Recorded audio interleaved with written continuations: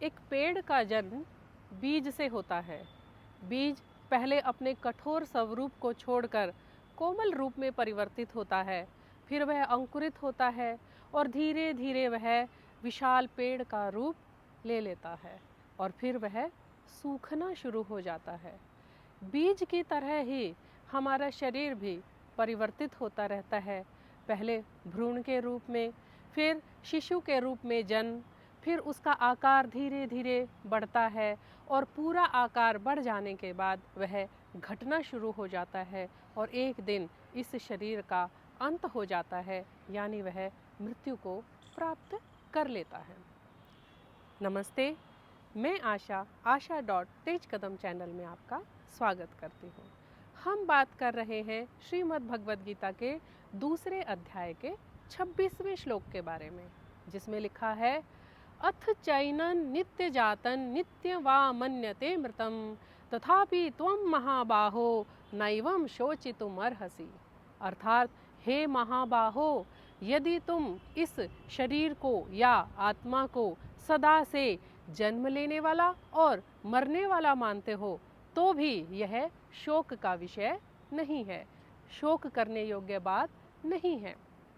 इस श्लोक में भगवान श्री कृष्ण अर्जुन का शोक दूर करने के उद्देश्य से कह रहे हैं कि आत्मा तो अजर है, अमर है, लेकिन फिर भी यदि तुम मेरी बात पर विश्वास नहीं करते तो तुम जिस बात पर विश्वास करते हो उस पर पुनः विचार करो।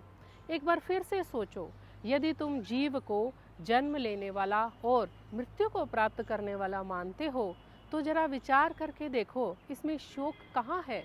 पहले से ही तुम्हें सब पता है, जन्म है तो मृत्यु भी होगी, तो किस बात का दुख कर रहे हो?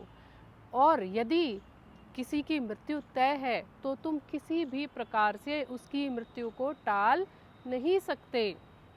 कहने का मतलब ये है कि यदि तुम जन्म को मानते हो तो मृत्यु को स्वीकार करना ही होगा। मृत्यु के बाद हम जो शोक, दुख और विलाप करते हैं, क्यों करते हैं? ऐसा क्या नया हुआ जो हमें नहीं पता था, या ऐसा क्या नया हुआ जो पहले कभी नहीं हुआ? यहाँ पर श्री कृष्ण दो स्थितियों की चर्चा कर रहे हैं।